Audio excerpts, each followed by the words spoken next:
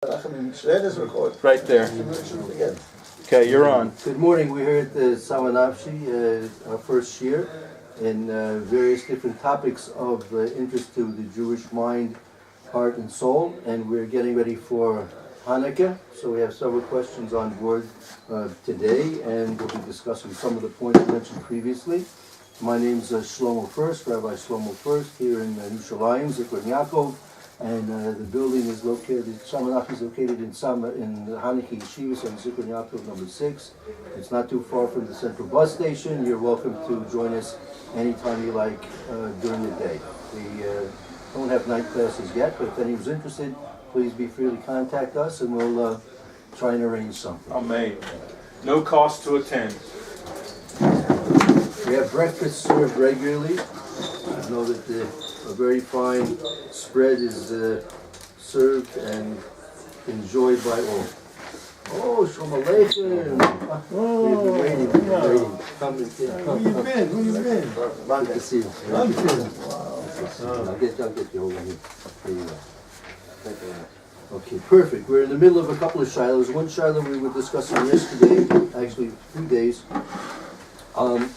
As we know, on Hanukkah, the 8 days of Hanukkah, we are goymer at the Hallel. We say a full Hallel. That's right. Monty, you're on the ball, but I haven't made a mistake, I hope. This is Hilchos Pesach, because we're dealing with a question. Hilchos Pesach.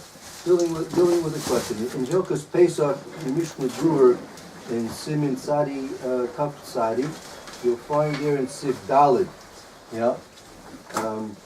talking about the days of Chol Hamoed and Shvi Shel Pesach in terms of Hallel there.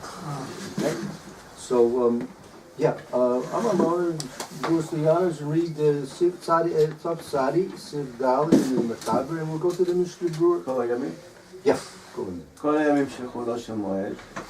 All the days of Chol Hamoed, Ushnei Yamim Achronim Shel Yom Tov, and the last 2 days of Yom Tov, Korim Hallel v'Divruf, Kemo b'Rosh Chodesh. We read the Hallel with missing parts, like in Rosh Chodesh. We skip. Basically, it's two of the basic 10 or 12 components of Hallel that are read usually on Yom Tovim and also on Hanukkah. So we skip about 2 of them or so on the days of Chol Hamoed and Shvi Shel Pesach and Shmini if it's in Chutz La'aretz. Let's see the Mishnah Brewer in Sifkat and Zion. It explains. Korin Hallel v'Divruf, we skip part Hallel. B'pnei shebiyom Shivat Shel Pesach, because on the 7th day of Pesach, the Egyptians were killed, destroyed. What? They drowned. They were drowned. The Mitzrayim on the 7th day of Pesach, the Egyptians who were chasing after us to do the Has Shalom, the worst to Klal Yisrael, they were drowned. Kadosh Baruch Hu drowned them in the Yam. Amar Kadosh Baruch Hu, Hashem said, Ma'aseh Yadai Tedim Bayam, my creations are drowning in the sea. That temple of Shiva, Lefanai, and you're saying Shir in front of me. V'chevan. Mishnah Brewer Sifkat and Zion. Siemens Tav Tzad, Hilchos Pesach. Yeah, go ahead. V'chevan shebashvi'i eno mimotoim, because on the 7th day of Pesach we don't say. Al ken b'Chol Hamoed gam ken eno mimotoim. And also that's why on Chol Hamoed we don't say. Shelo yadif mi Yom Tov Achron, that it should not be more important than the Yom Tov Achron. I have another question contradict, what happened, but it has nothing to do with this. Go ahead. Forgot the name of the king, right? Who Sancher, I think was killed, and he did not say Shira. I think it was him. Hiskiyahu didn't say Shira. Didn't say Shira, because he didn't say Shira, because he was saved. And then it says that he was supposed to be Mashiach, but because he didn't say Shira, he didn't stop it. So I don't understand the contradiction. There, 200, according to some people, 200,000, according to 1,000,000 soldiers were killed and all that. And you didn't say Shira, you're punished. Here you want to say Shira, and God says it's my creation. Okay. So you're on the right track, because what we've been discussing, right? What we've been discussing is briefly. We'll get back to the Mr. Brewer, but just since you broached the subject, we'll discuss it now in its full light, as we mentioned before. Here on Shvi Shel Pesach, we're not saying Shira, meaning Hallel for us, Because the Kadosh Baruch Hu said, my creations are being drowned in the Yam, and it's not an appropriate time to say Shira. So since the Malachim couldn't say Shira at the time of the Kriyas Yamsuf, so we don't say Hallel on Shvi Shal Pesach. Since we don't say Hallel on Shvi Shal Pesach, we don't say Hallel on Chol HaMoed either. Okay? Pesach, Chol HaMoed. We do say a part hollow. I mean, We do, but not a full Hallel. It's not. You can't let it go all the way, right? Full Hallel means you let it go all the way, full-fledged, full speed ahead. Thank you to a Kadosh Baruch Hu. So Kadosh Baruch Hu doesn't want to hear a full-fledged thank you from his creations on Shvi Shal Pesach or on Chol HaMoed because it's not appropriate. The Mitzrayim had to die, right? And they were chasing after us to do the worst. So you're asking from Hiskiyahu, okay? However, we asked the question from Hanukkah. Right? When the battles took place during the days of Hanukkah, right? Many of the Greeks died as well. Right? So directly connected. What do you want to say? I think they weren't so directly connected on Hanukkah. In what way? What? Two separate things. Do one more comments on the death of the natives. Well, so that was Tosas. Yesterday we discussed Tosas and kindness. He talks about the nace of the Neros. But this is really, this question is leading to a yesod, which we're trying to realize, as I mentioned yesterday, that we're trying to realize when we're saying Hallel on Hanukkah, what are we saying the Hallel over? Right? We have to understand when we're saying thank you to Kadosh Baruch Hu, what is it? It's because, as I said, the Nitzachim, the victory that took place over the Greeks, and led us to the ability to come into the Beis Hamikdash and find the Pak Shemen? Or was it the Nes Shemen, the Pak Shemen?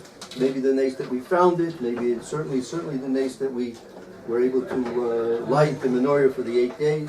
So we're trying to go into the essence of what we're saying Hallel for, and we're just using these questions as a way to open the subject and hopefully get it deeper and deeper into our hearts and minds, how and why we're saying Hallel on Hanukkah. But basically your question is the same question, right? I don't agree, because in Hanukkah, okay, it was a physical thing that was happening, it was spiritual. In other words, the Egyptians were right there happening at that moment. With the Egyptians, they were killed much later in time, right? They were killed 8 days after they left Mitzrayim, they were punished and all that. But with Hanukkah, it was happening while the miracle was happening. In other words, all the laws that they made against the Yisrael to keep the Torah was against the Torah itself.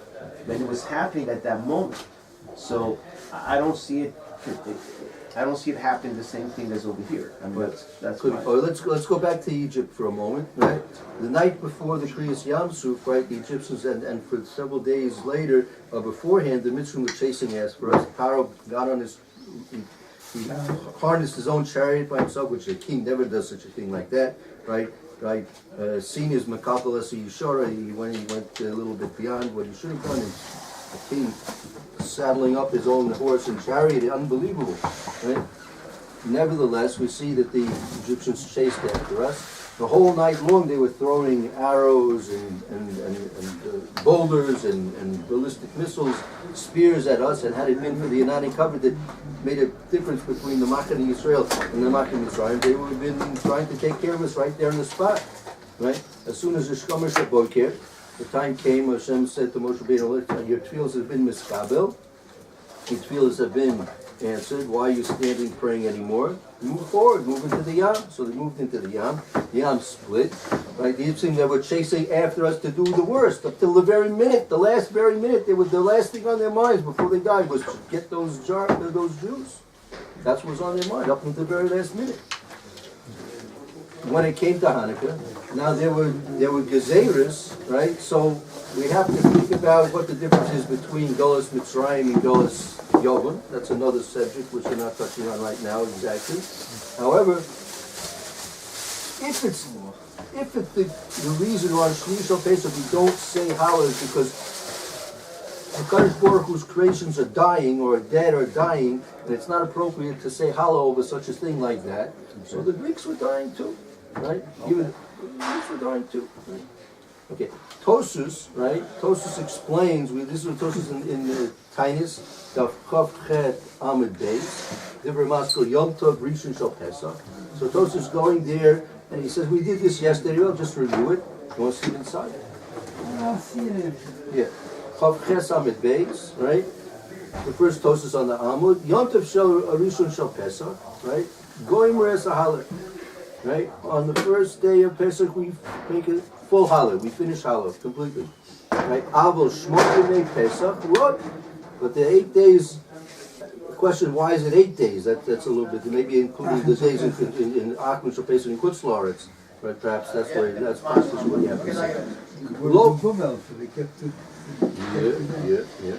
Lo mishum the lo dami lo. But on the 8 days, remaining days of Pesach, lo, we don't gomer the halal. Why? Mishum the lo dami la Hanukkah and Sukkot, because it's not similar to Hanukkah and Sukkot. Tosus. He explains, right? The Hanukkah dinahu ligmor halal. On Hanukkah, the truth is you should be gomer halal. 100%, no doubt about it. You should. They say a full halal every one of the 8 days of Hanukkah. Why? They call ches yomim, all 8 days of Hanukkah, haya hanes misgadel. The nace grew bigger and bigger. V'haya kol chad v'chad yom tov. Each and every day of the 8 days of Hanukkah is an individual yom tov. Individual yom tov. V'kein b'sukkos. Kol yom v'yoma haya yom tov atzmo minei pari achad. Mismayit v'hochi. Right? Also by Sukkot, each and every day is a Yom Tov, la'atzmo, individual Yom Tov to itself, because the Pari Echad, by the Karbonis of we say we don't have the Mizbeach Mizmanazeh with Karbonis, but we say by Musaf, right, the Pari Echad, the amount of parim, oxen that were being sacrificed, were getting less and less each and every day. That gives each and every day an independent status of the Yom Tov in and of itself. So Tosus is learning completely different than the Mishna Berurah. Right? The Mishna Berurah Agav, Mishna Berurah was quoting when the Mishna Berurah said, why don't we say on Shvi Shel Pesach the full Halal, and also correspondingly on Kol HaMoed, why don't we say that? He said, the Kadosh Baruch Hu said, Ma'aseh Abi Tovi B'Yam Ato Min Shir V'Fanai. The source of this is a medrash. I wanted David Moshe to be here. The whole source of this is the halakha. The whole halakha is based on a medrash, according to the Mishna Berurah. Okay, so we'll discuss that with David Moshe another time. Maybe have to have a repeat shir. Yeah. Sure, the emphasis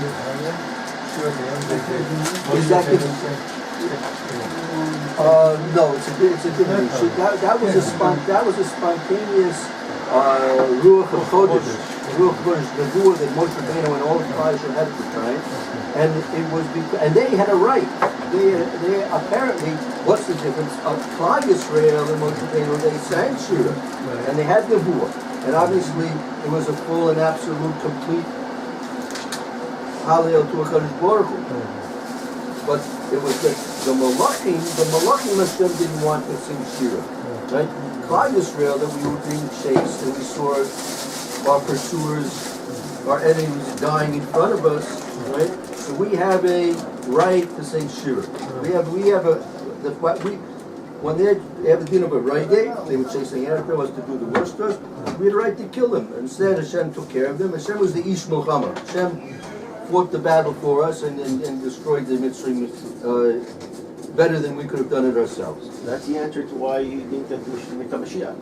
Because we just answered this. Go ahead. You said that Malachim weren't allowed with Israel because they did because they were after them. And with the same thing with there. He was supposed to thank God, and that's what he didn't do. So that's the answer why he didn't become Mashiach, because he didn't do his job. Could be based on what you just said. No, could be. However, when we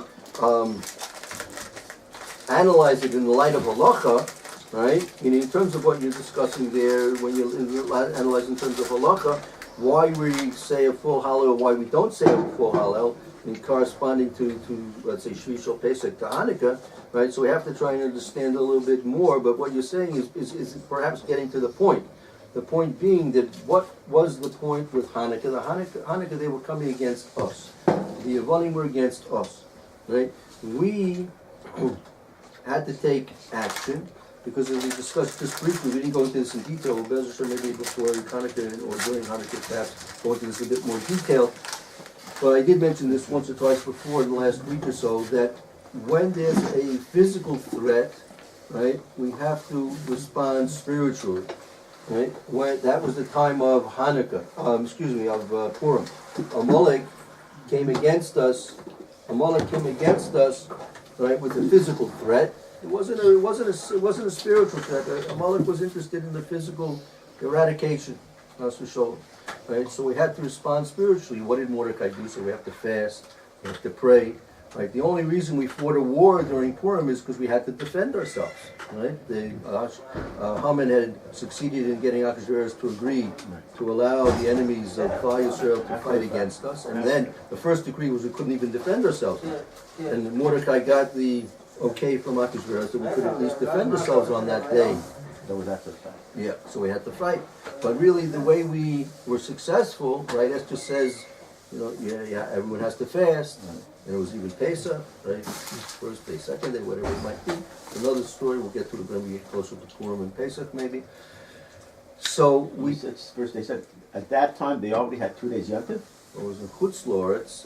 They already had 2 days Yom Tov? That was the, when did they start having when there were no 2 days Yom Tov? I'm not sure. When that the shluchim for and they didn't come, so they had to keep 2 days. Right, so was that... Times it was English. Right, so first base that was probably the second base of English. I'm not sure if it was the first base of English. This was the 70 years in Bavel, so I don't know. As soon as they started being the Kavshal PLE, then they had to be notified. But the first bias, everyone was in Eretz Yisrael. Miyad maybe in Chutz La'aretz. The road bias was in Eretz Yisrael, so it wasn't necessary. And the second bias, it was people cared. There you go. That's right. Not everyone came. Everyone was very upset. Not everyone came up there. Yeah. So what happened during those 70 years, I'm not sure. However, by Hanukkah, when there was a spiritual threat, like as we learned in the Mishna Berurah, it was clear. The Yevanim would be very happy, and Mishna Berurah said that very clearly, had we just submitted, converted to their philosophies, and paid them tribute and taxes, the Greeks would have been very happy. They weren't interested in fighting a war with us. But they also that was the money part. But they also had the religious stuff that they were against us. Yeah, that's right. They wanted us to convert. First thing is they wanted us to convert. Okay. They wanted us to convert. That was a spiritual war. It was a spiritual war against us. I didn't hear that. They were interested in. I didn't hear that. What? They were interested in us reneging and forsaking our religion, Has V'Sholom. They wanted to make us forget Torah, to transgress the laws of the Kadosh Baruch Hu, took away Shabbos, Bris Milah, and Rosh Chodesh, and others as well. So they were interested in spiritual eradication, Has V'Sholom. So when we are faced with a spiritual threat, we have to respond with a physical response, a military response. So we had to fight a military war against the Yevanim. So therefore, perhaps we can say that if we had to fight a war, even though the war was miraculous, and the war was successful because the Kadosh Baruch Hu allowed us to be successful, nevertheless, it was a victory that we partook in. We had a part in that victory. Right, by the Hashmonaim, those 12 sons of Yahweh and Eliezer. You learned the Rashi yesterday at Moshe Rabbeinu when he gave a bracha to Levi. Right, he saw Rashi brings another shot. He saw that the Hashmonaim will have to fight against the Yavon. So he gave a special bracha that the Hashmonaim, the 12 sons, and Eliezer would be successful in fighting their foes. It's not Pshat that there were only 12 Hashmonaim. Well, we'll see. Whatever. That's another thing. Whether or not that makes the story more exciting. Yeah. Come on. And then, like killed a million people, 12 people. Like I said, anybody can fight one. That was impossible. That was the miracle. That was impossible. Otherwise, it would not be possible. So like I said yesterday. Let's say there were 30 of them. Okay. Let's say they were 100. Even a few hundred against what they had. Even if there were. Okay, good. And then we'll maybe get to... Every book's is in the thousands. I mean, every book that you read about history in the Drefner, it's all in the thousands. It's not, we're not talking people, it's like thousands and thousands of people. Yeah. 13, I get, you could even, I could millions, but let's just go into the miracles, at least hundreds of thousands that happened. Yeah.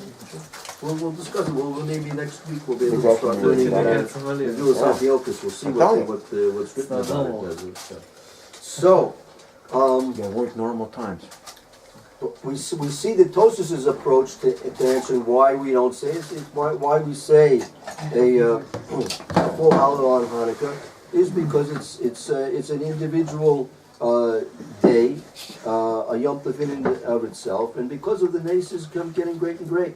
So what we see from Tosfos is that we're saying Hallel on Hanukkah because of the nace of the Shemin, of the Pak Shemin, right? So that's the important thing for us to remember right now.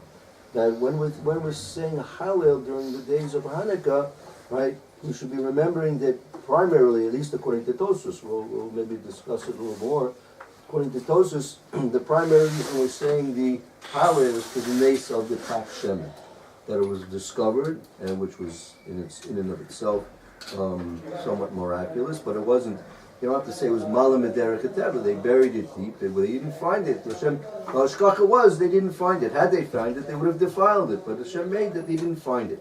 So that's not necessarily a miracle that you would make a celebration out of, right? To celebrate 8 days because the Shemin was found. I don't think the Chazal would have made a holiday out of that specifically. But the fact that Shemin that they did find burned for 8 days, right? So that led them to understand that this was a special nace, an additional nace, aside from all the nisim that took place during the battles, right? The nace of the Pak Shemin that it was found and it lasted 8 days, right? In order that they could eventually bring the pure Shemin that they wanted to get, which was 4 days away and 4 days return. So the 8 days they needed to have, and Hashem gave them that miracle of 8 days of lighting the menorah through the miracle of the Pak Shemin that they found. So that's our, according to Tosfos, that's our primary understanding of why we're saying Hallel on Hanukkah. Okay, so we'll switch over to the Shir and Mishna Berurah. Good.